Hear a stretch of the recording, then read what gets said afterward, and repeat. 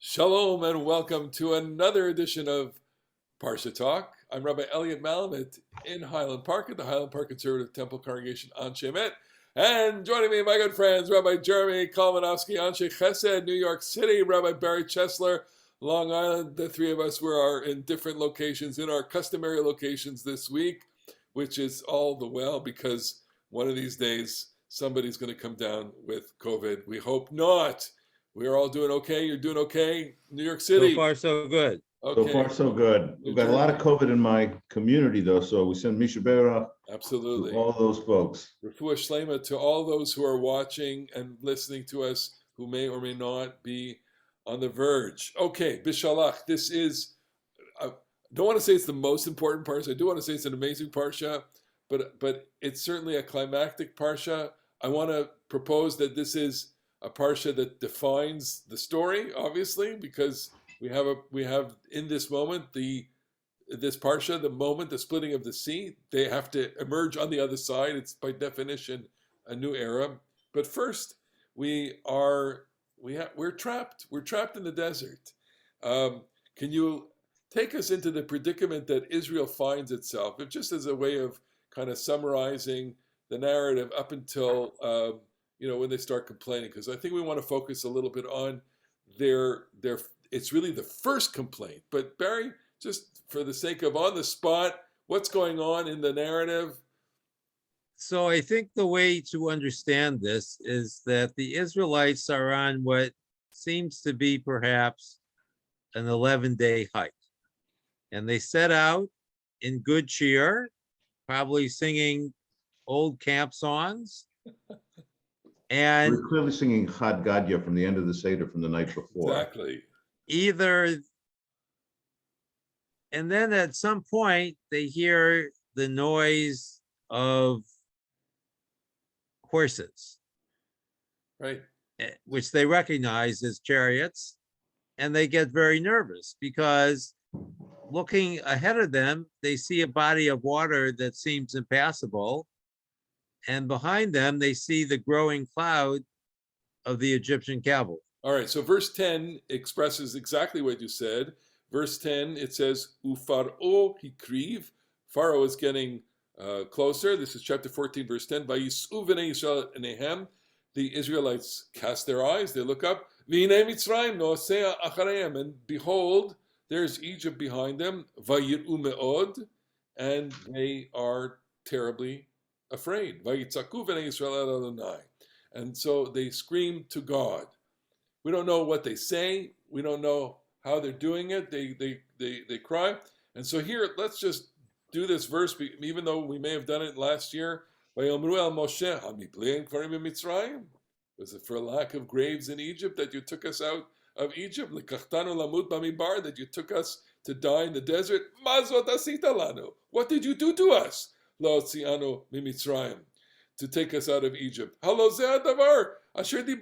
told you, b'Mitzrayim, in Egypt, saying, Chadal mimenu, stop, leave us alone. V'navda et Mitzrayim, and we'll serve Egypt. Kitov lanu avod et Mitzrayim. It's really great for us to be slaves to Egypt. Mimutenu b'midbar. It's better to serve as a slave than it is to die in the desert.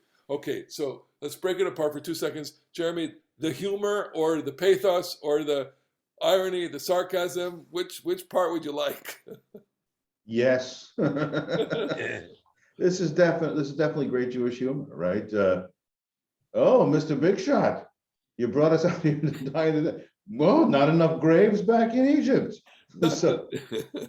So they use that sarcasm, but there's a great deal of pathos too, because the people they tell him, not without a grain of truth at least, we said, just leave us alone and let us remain slaves to Pharaoh in Egypt. They are so beaten down that they can't imagine yet anything other than the choice between dying in the desert or dying back in the rich country of Egypt.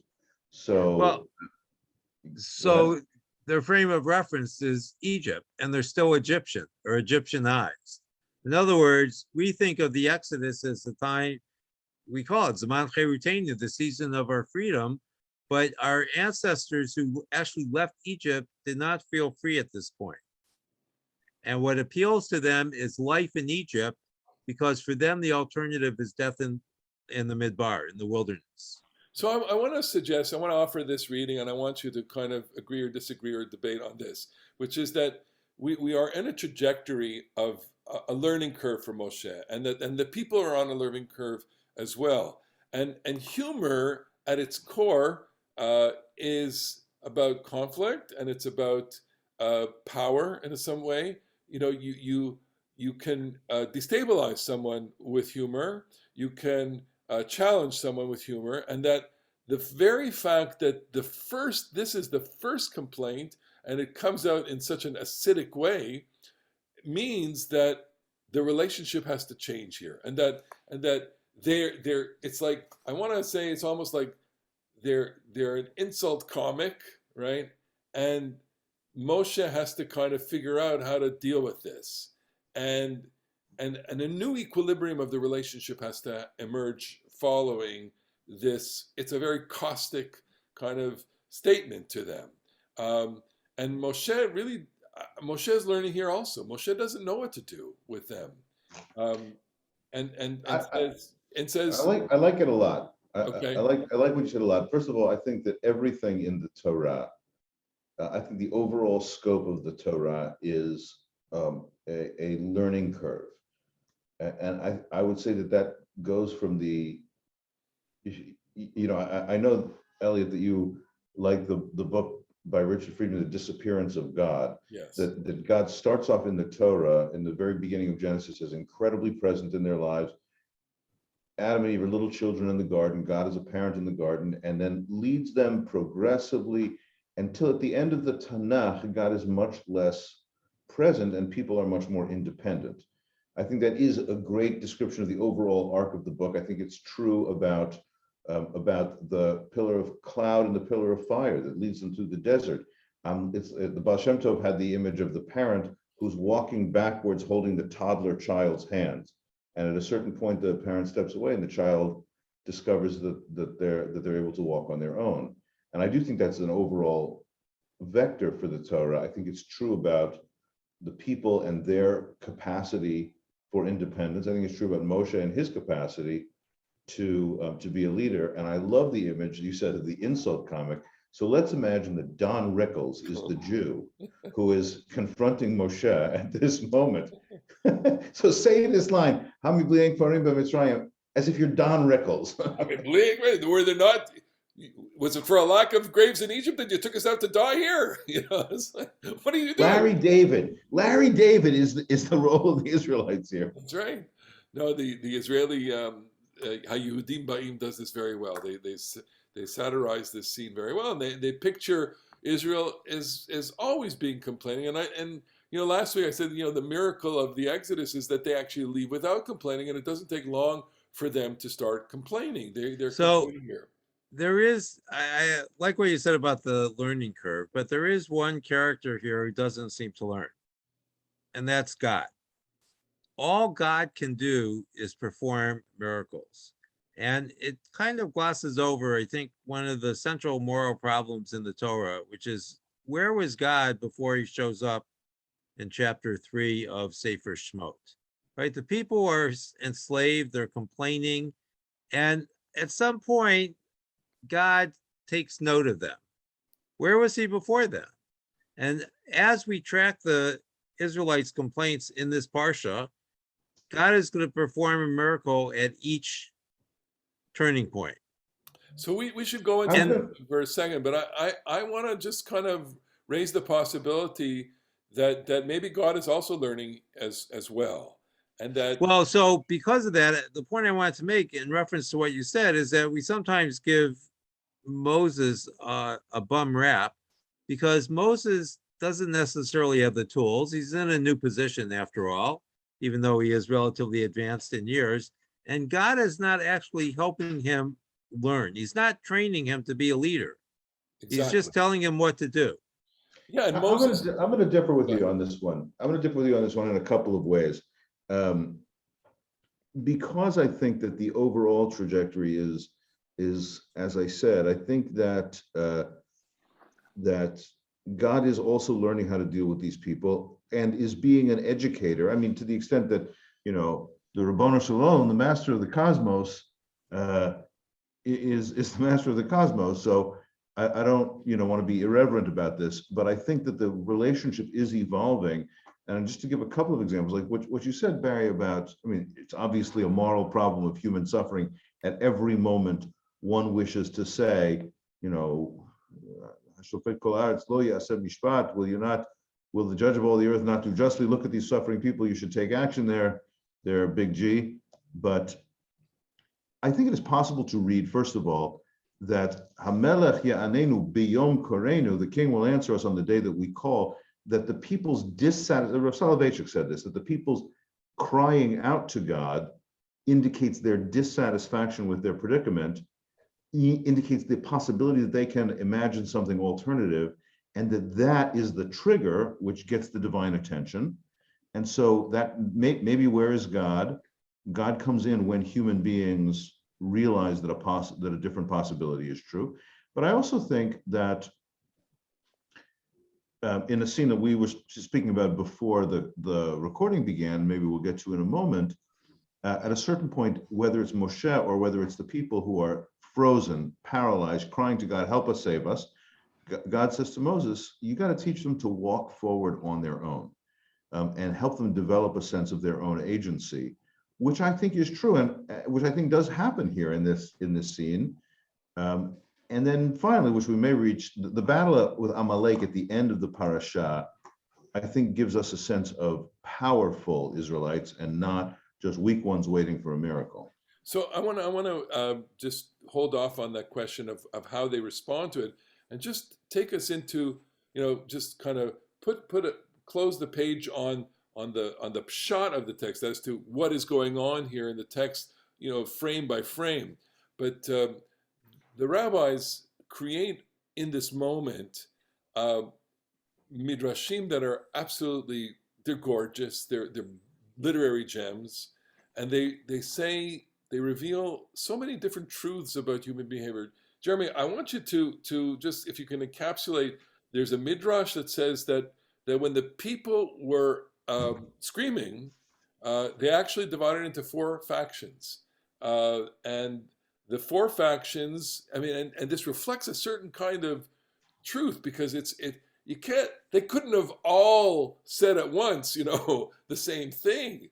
So do you recall offhand? I wrote it down here, but yeah, I have it here. This midrash appears in the book called the Mechelta, the Rabbi Yishmael. It's a Mishnaic era midrash about the book of Exodus, and it says that when Israel reaches the sea and they're in trouble and Egypt's come behind them and trapping them, they split into 4 groups. Okay, one of them said, let's just cast ourselves into the sea. In other words, commit suicide. We're trapped here. There's nothing we can do. One second group says, okay, you caught us, Egypt. Take us back to slavery. You won. A third group says, we're going to fight back. We're going to have however futile it may be, we're going to have a war against the Egyptians. And the fourth one says, we're just going to scream, which I would take to mean pray to God. So you have 4 kinds of impossible responses.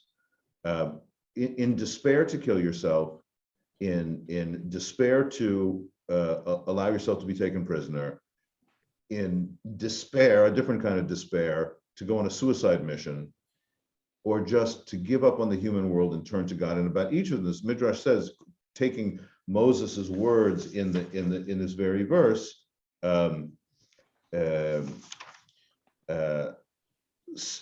Moses says to the people, Al tira'u, do not be afraid, hityatzvu, stand firm, u'ru'u et yeshuat Adonai, behold the delivery of the Lord, asher ye'aseh lachem hayom, which will happen for you today. Ki asher item et Mitzrayim hayom, for as you have seen Egypt today, lo tosifu lirotam od ad olam, you'll never see them again. Adonai yilachem lachem, God will fight for you. Ve'atem tacharishun. Now shut up. And then God says to Moses, why are you crying to me? speak to the children of Israel and tell them to start marching.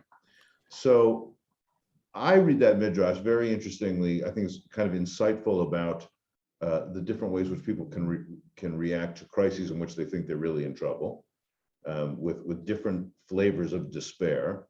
And God's saying to them in the way that I was alluding to before, you guys are not powerless here. You don't have to kill yourself in the sea, and you don't have to just give up and go to slavery. So Between you and me, we got a plan. as you're talking here, I'm recalling, and it's a book I know you read, Who Will Write Our History, Emmanuel Ringelblum and Oneg Yeah. Shabbat. And so there's a little moment in that book where he describes, where he's quoted as saying, as before the ghetto uprising, there were actually debates among the people as to what to do, and it seems as if those debates kind of coalesce around these four positions. One which says we have, there's no hope. Let's we're going to commit suicide. We might as well commit suicide. Others will say, look, we'll do whatever we can to accommodate. Others will say, no, we got to make war. And the others say, we have nothing to do except for praying. And the midrash really is expressive of reality, in the sense that the rabbis really understand that when you're in this despairing moment, as factions, you could go in different directions. And That's amazing. Absolutely. Just so everybody knows, our many listeners here, that this book, Who Will Write Our History, by Sam Kassow, he's a professor at Trinity University in Connecticut. The book is about the Oneg Shabbos archives. Emmanuel Ringelblum was a historian in the Warsaw Ghetto, and he and his colleagues gathered up every scrap of paper. People wrote down accounts of what they saw, and they gathered up and they buried them in these metal milk crates. And after the war, I think there were like 5 in all, and 4 were found. And so the stuff that we know about the Warsaw Ghetto is largely because this brigade of historians, amateur and professional historians, journalists, eyewitnesses, they wrote everything down and on whatever scraps of paper they had. So the things that we know about how the Jews experienced the Warsaw Ghetto, and much of the stuff that we know about the uprising, comes from what was found in those milk crates. No, it's absolutely, and there's a film on it as well. Okay, so the people, back into the text now. Again, we've gotten the midrash. The midrash reflects a certain reality of the way that human beings react to crisis. But I want to give you a reading, or propose a reading, that when Moshe says to them as a response, Al tira'u hityatzfu ur'u, do not be afraid, stand up and see God's salvation. I actually think that this is not a particularly effective thing to say. I did a little research about, great coaching speeches. Great coaches always say to the people, you got this in you, you can do it, you're going to be able to do this, this is our time, etc., etc., etc. What Moshe does is basically, highlight the people's passivity. He says, Adonai yilachem lachem, God will fight for you, v'atem tacharishun. And I'm not sure how to translate that or to interpret that. You be quiet, or you'll be back in awe. You'll be silenced by God's great might. In other words, this is again a point on the learning curve where the people are helpless. Barry, you refer to the people as being in a state of paralysis, and that state of paralysis requires the divine intervention that we see unfolding here. I mean, maybe you can elaborate on that for a second. So, as we walk our way, as it were, through the Parsha, Bnei Israel doesn't seem to act as much as be acted upon. And, I'm reminded of the piyut from the high holidays, Kihine Kachomer. They're like the piece of pottery in the potter's hands. Clay. And the piece of clay, right. And it seems to me that they are so beaten down that they have to be motivated just to take what we might call baby steps. So, as we'll find out at the end, there are 600,000 fighting men in this group of Israelites that have left, and yet they behave like little kids, to use Jeremy's image, being drawn by their parent to take their first steps. And maybe that's how freedom begins, with those first baby steps that you have to be instructed to take because you cannot take them on your own. Okay, so let's fast forward now. Fast forward a couple of minutes. We have the Moses putting his hand over the sea. The sea splits. It's a very complicated text. There are probably a lot of layers of this text that are kind of mushed together. We read the text and figure out that Moshe places his hands over the water. The people walk into the water. The cloud of God functions as a barrier at the rear of the people and at the advance of the Egyptians. Vayavo v'nei Yisrael b'toch hayam bayabasha. The people of Israel, the children of Israel, come into the sea on the dry land. V'amayim lahem choma miminam u'mismalam. Very exultant explanation here. The water is a wall on their right and on their left. The Egyptians chase after them. Vayihi ba'shmoret haboker. It's at the end. Bashmoret haboker is the last watch of the evening, right? It's the pre-dawn sector of time. Vayashkef Adonai Machaman Mitzrayim. God glances at the Egyptian camp with a pillar of fire. The Egyptians are confused.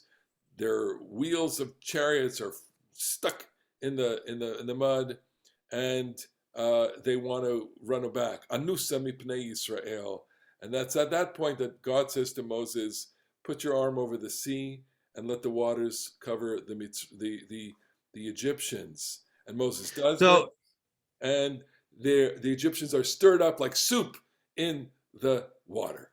Barry? so what I always like to say when we come to this passage is that the Torah actually gives two separate explanations for the miracle at the Sea of Reeds. And explanation number one, of course, Moses will raise his staff. This is the same staff that he took to the court of Pharaoh, the staff that he had when he first encountered God at the burning bush, and the water split. But a little bit later, it says that God caused an east wind to blow all night. And we're invited to think that this is actually a natural explanation rather than the miraculous explanation. And what speaks to me here is something I often think about, which comes from Martin Buber, that a miracle is not a supernatural event, but rather our interpretation or our experience of the event. That nature works the way nature works. That's always been the case, at least according to Buber, and I follow him in this. And it's the way that our ancestors experienced the event that made it a miracle. But when you were recounting the event, it seems to me that the real miracle is not so much the splitting of the Sea of Reeds, it's that the water comes back over the Egyptians, because that is what is going to provide the end to the episode. Mm-hmm. And not that the Israelites went in without complaining. Well, so, we sometimes gloss over that, but if nature doesn't return to its proper course, however we're going to understand the splitting of the sea, then they're not saved, right? They need the dry land to cross over, but they need the water to drown the Egyptians as well. Yeah. Right? If the water stays dry, it stays dry, then the Egyptians will. This is the humor of the Dayenu song. If you had let us into the Red Sea, but not allowed us to pass through on dry land, Dayenu. What? If you had let us into the sea and passed dry land, but not caught the Egyptians in the sea, Dayenu. Why would that be Dayenu? That would be awful. Then we would be back in slaves in Egypt. Can we talk for a second about the verse that just precedes the song, Vayar Yisrael et Ayad Agdola, or you may want to take a verse back. I'll leave it up to you. Israel sees the great hand, Asher Asa Adonai b'Mitzrayim, and now this Vayir'u ha'am et Adonai, the people feared God or revered God. Vayaminu b'Adonai, they believed in God. Uve Moshe Avdo. I just want to kind of linger on that for a second. And I mean, we this is part of our daily liturgy. This is part, we recite the Song of the Sea as part of the Shachrit. We of course highlight a verse in Mari, Michamocha Ba'anim Adonai. The Song of the Sea obviously, plays a very, very significant role within the Torah, within Jewish liturgy, within the imagination, within the Midrash. I mean, there's lots and lots and lots we can say about it. But take me in that if you are the Israelite and you are, I mean, can you do a little bit of psychodrama here for us? What do you see and what are you experiencing and what's going on there? Barry, So this is why you have to take the verse preceding, because they cross through, they turn around, and what do they see? A lot of dead Egyptians on the shore, presumably the far shore. And then they look again, or they see, and they understand that this was the hand of God. That it's not just the dead Egyptians, but this was done by God's salvation, act of salvation. And this is, I think, illustrates Buber's point, but this is what drives religion. Religion is about how we see the world.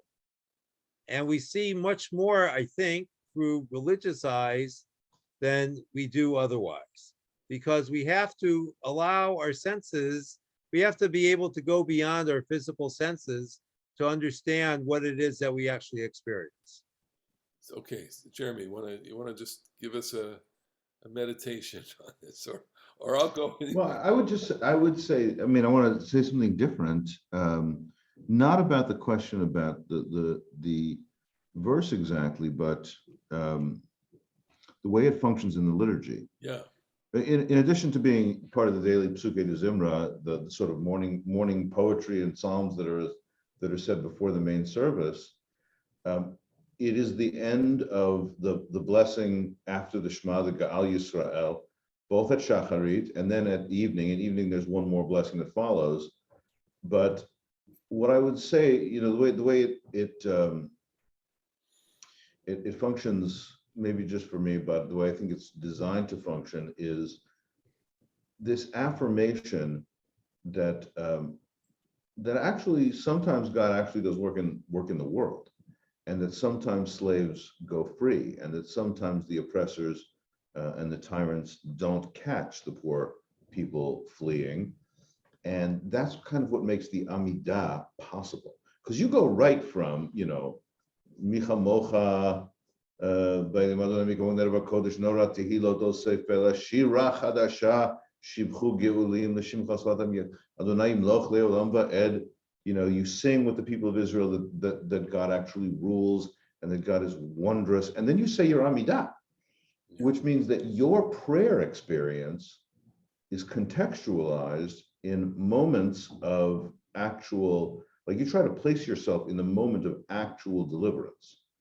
And so then you can pray without thinking, man, this is stupid. Like, is anyone listening? No, it's an affirmation. It's supposed to inculcate in a davener that this is an address to a God who, is actually listening, available, and has sometimes, it's the God of Israel. Okay, you're actually davening to the God of the Tanakh, to the God of Israel. Now, whether or not that's always possible for us in 2022, because the world is very different and there are all kinds of things that we think differently about than ancient people thought, I guess I leave that as an open question. But what I think the liturgy is designed to do by adjoining the Song of the Sea to the Amidah is give people a boost and say, the God of Israel, Lo Yanum V'Lo Yishan, does not slumber or sleep and is attentive to you and your needs. That's fascinating. I think there's also maybe in that moment you're saying that a person who's worshiping at that moment has an echo of that first redemption of that moment, and isn't it interesting that the architects of the Siddur are placing for us an echo of the Geula, the splitting of the sea, right at the moment where we are making our supplications before God. I want to take it into just one little, maybe another direction, which is Vayar Yisrael et Mitzrayim met. They are precisely at the boundary of life and death, and so Egypt now is definitively dead, and Egypt is always going to represent death, and Israel is always going to represent life, notwithstanding the fact that the text doesn't come out and say Chayim, but it's implicit. They're alive. They're alive. And the punchline is Vayaminu Badonai of Moshe Abdo, maybe, and this is the little vort here, which is that that's what life is. That's what makes you alive. That the ability to trust that you can go forward, and that you have a direction in your life, and that there is what to follow. That in fact gives you life. And so maybe as you stand at the boundary of the prayers leading into the Shemona Esrei, you are at the boundary of life and death as well. That is to say, I am aware now of all the life-giving forces of faith and prayer and all the things that I need to do in order to achieve a full life. I mean, that would be the homily. That would be my Well, the homily goes an additional step. It's because the people now trust or have confidence in God and Moses that Moses and the people can sing to God. Indeed. And the song follows immediately thereafter. So talk for a second, then. The song is not just a kind of rah, we won, they died, exaltation. It's not just a war song. It's actually... Well, it's interesting because perhaps the most problematic phrase in the song is Adonai Ish Milchama, for you, that God is a man of war. And they're not referring to the fish there, even though in the Sea of Reeds perhaps it might be found. And there is a lot of violent imagery in the song. But I think it's more about God's greatness being of a different order. And, boxing has sort of fallen into disrepute, but there is a kind of beauty in boxing beyond two people beating themselves silly. And people who enjoy boxing can see some beauty in it. And I think that in a sense, that's what we're invited to see here about God, because, let's face it, it's a violent scene that the Israelites have just encountered. When they turn around, as you said, they see death, and that's a negative. And yet they can praise God in, I think we could say, glorious language. I think it's so complicated. We are looking at these scenes through our eyes, and we've watched plenty of our own war movies and things like that, and clearly if you Saving Private Ryan, for example, the opening scenes of Private Ryan, and then there's a kind of stillness that comes over the cliffs of Normandy. I doubt that they wanted to jump into song. I mean, that's at least how we are watching this. It's just so complicated. I don't know, Jeremy, you want to have a thought about this? Well, I do think that the glorification of God as Ish Milchama, I mean, it doesn't go down easy. The Messianic world is a place where the lion, the leopard will lie down with the lamb, and the bear, like the cow, will eat straw. And so the Messianic world, ultimately, we want, El Gibor Aviad Sar Shalom. The Christians call Jesus the Prince of Peace because they're quoting this verse from Isaiah. Sar Shalom is the Messianic figure, the Prince of Peace. Like, that's the future that we want. And we don't just want God to smite the hell out of our enemies. We want a different sort of transformational peace. So I do think that this is a little hard going for me as a contemporary reader. That said, I do know that we are telling a story about the defeat of an oppressor and a tyrant. And so I can totally get how it works narratively that people pass through and they want to sing, for their triumph and their joy. We are the people who got saved in this, and so when they say "Sus v'rachor ramavayam," that God cast the horse and the rider down to, well, it was the other guy's horse and rider, so so it kind of works for us. But I'll tell you, there's one thing that I love about this. There's a towards the end of the song, Ad Ya'avor Amcha Adonai, Ad Ya'avor Amzu Kanita. There's this is biblical locution of repeating a phrase. It's like, I think the technical rhetorical term is apostrophe or something Parallelism. like that. Parallelism. But the Ad Ya'avor part is until Ad Ya'avor Amcha Adonai, Ad Ya'avor Amzu Kanita. Until they pass over your people, O Lord, until you pass over this people that you have made. There's a great Gemara about this in Brachot that says that there was destined for the people a similar miracle to the crossing of the Red Sea.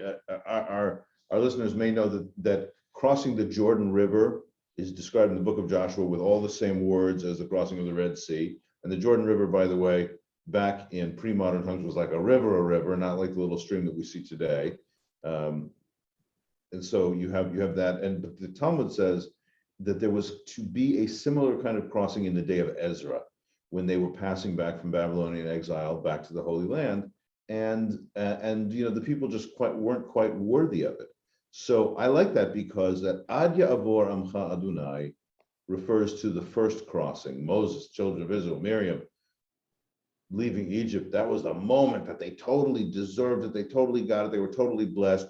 And then there's Ad Ya'avor. The second Ad Ya'avor refers to what should have been in later biblical history and has still not happened yet, meaning that there's a second Ad Ya'avor still to happen in the world. And we're kind of waiting for it and we're kind of hoping for it.